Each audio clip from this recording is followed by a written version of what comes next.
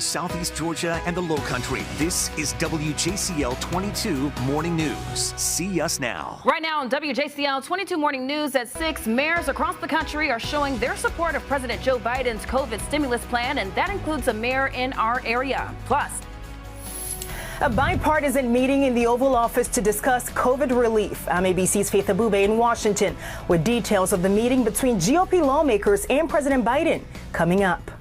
And Democrats will try to remove a Georgia congresswoman from her committee assignments because of past comments she's made.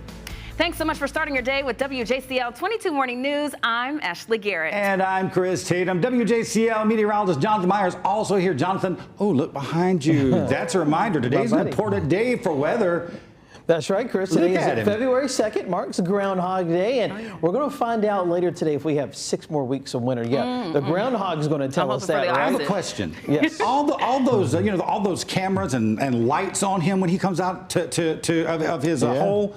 Don't we kind of create a shadow? It should create a shadow, but Chris, up in Pennsylvania where Punxsutawney Phil is, he should not see his shadow today because it's cloudy up there. That's what I'm hoping for. Yeah, that's what I'm hoping for too. So let's look at that for us today, that Groundhog Day, and which means that Punxsutawney Phil up in Pennsylvania, if he sees a shadow, means 6 more weeks of winter, and I think it'll be the other way around. I think we'll have maybe springtime coming a little bit earlier. The official start of spring is March the 20th, which is really not too far away, a little more than a month. And here's our temperature outside, definitely feeling like winter time this morning. Most of us between about 36 and 40 degrees as we start the day. Also, it's been breezy too, gusty northwesterly winds this morning between about 20 and 25 miles per hour. And we'll continue seeing breezy conditions as we go into the afternoon.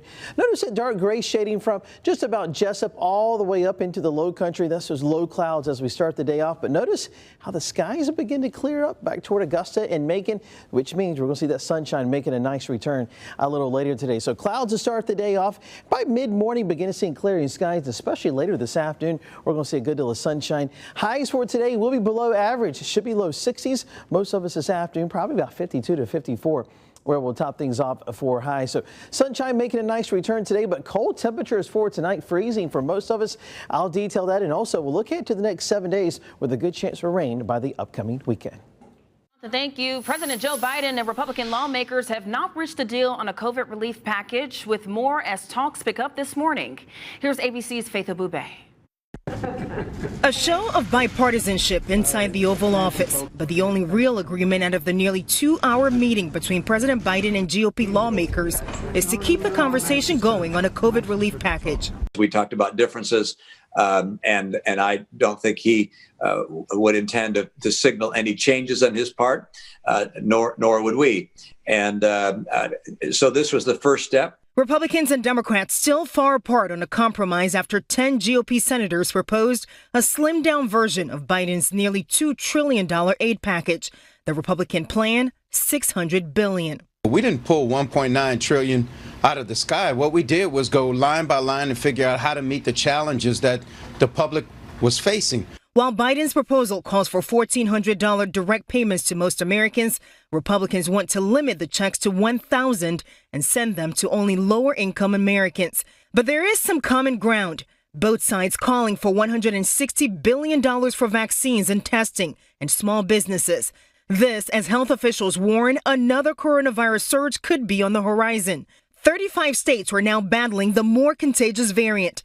The White House urging them to speed up vaccinations, but some are facing challenges. New data from the CDC found less than 8% of the U.S. population has been vaccinated. Viruses cannot mutate if they don't replicate. And if you stop their replication by vaccinating widely, you will not get mutations. And while talks continue on COVID relief, Democrats are signaling they are willing to move forward alone if they have to. They filed a joint budget resolution yesterday, kicking off a process that could pass Biden's plan without GOP support. Faith Abube, ABC News, Washington. Now, there is a glimmer of hope this morning as the numbers of those recovering from COVID-19 in hospitals are dropping. 38 states now have at least 10% fewer people in hospital beds compared to last week. Time check this morning, it is just about 6:05, and more than 400 mayors, including Savannah's, are urging Congress to pass the American Rescue Plan. WJCL's Daniel Robinson joins us live now with those details. Daniel, good morning. Ashley, good morning. 411 mayors have signed this letter that I do have a copy of. Now, this is showing their support for President Joe Biden's COVID-19 relief plan, which does include local support and funding for local governments. Now, among the bipartisan mayors who did sign this letter in Georgia does include Savannah Mayor Van Johnson and the mayor of Augusta. And in South Carolina, that does include the mayors, from Columbia and Charleston as well. Now, this letter is addressed to House Speaker Nancy Pelosi, Majority Leader Chuck Schumer, Republican Leader Kevin McCarthy, and Mitch McConnell.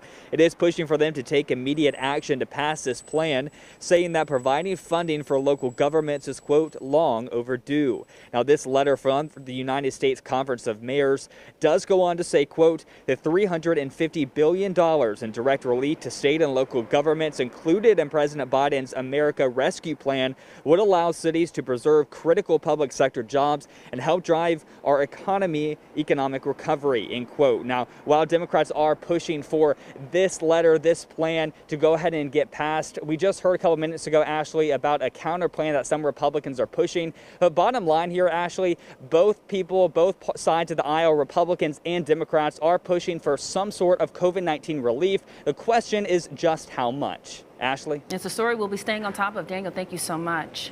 Well, January was America's deadliest month of the pandemic. Johns Hopkins University says more than 95,000 people died from COVID last month, which is close to 22% of the total deaths since the pandemic started.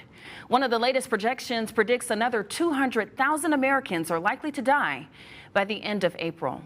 The Biden administration plans to start an at-home COVID testing program. An advisor with the White House COVID-19 response team made that announcement just yesterday. The government is partnering with the company Elam USA to produce more than 19 million test kits per month by the end of the year. These are over-the-counter, self-performed test kits that can detect COVID with roughly 95% accuracy within 15 minutes. Well, the test uses an analyzer through an app on your smartphone. The app is designed to help you perform the test and then interpret your results from your home. Time check this morning at 6:07. Breaking news overnight on the pandemic front. Chris. Yeah, Ashley, U.S. health leaders now say even people who have had COVID-19, and these are their words, speaking specifically of Dr. Anthony Fauci, have a very high chance of reinfection if that variant strain or any of them become dominant. Infectious disease specialist, again, Dr. Anthony Fauci says so far there are 3 known variants, one from the United Kingdom, one from South Africa, one from Brazil. He says the vaccine, though, this is important, that vaccine can help keep these variants from becoming dominant. Get that vaccine. Well, Senate Republican leader Mitch McConnell is not holding his tongue about recent comments by Congresswoman from Georgia, Marjorie Taylor Greene. Now, he says, and I quote, loony lies and conspiracy theories are a cancer for the Republican Party and our country. Well, in response to that, Greene tweeted, and I also quote, the real cancer for the Republican Party is weak Republicans who only know how to lose gracefully. Well, across the U.S., people are demanding Greene be removed from the House Education Committee. Now, this stems from claims she made that several school shootings were fake. Parents of students killed in 2018's Parkland, Florida school shooting are especially angry about her comments. Unless she comes forward and unless she acknowledges that the massacre wasn't staged and it's not a false flag and that it was real and it really did happen, and all those people were murdered, she has no right to have anything to do with anything having to do with education. It's all about kids.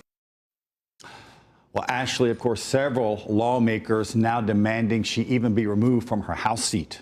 Okay, Chris, thank you so much for that report. Also making headlines this morning, the detectives investigating the officer-involved shooting at the Capitol insurrection recommend that no charges be filed against the officer. A U.S. Capitol police officer shot and killed Ashley Babbitt as a violent pro-Trump mob stormed the Capitol building on January 6th. The shooting is still under investigation by Metro Police, the U.S. Attorney's Office, and civil rights prosecutors. Justice Department officials could make a final decision about possible charges in the coming days. The Union for U.S. Capitol Police Officers will hold a no-confidence vote for 3 top leaders in charge during the Capitol riots. The vote targets the acting chief, assistant chief, and the assistant chief as well. In a memo to members, the union said the vote is not a decision taken lightly, but systemic failures can't be addressed without new leadership.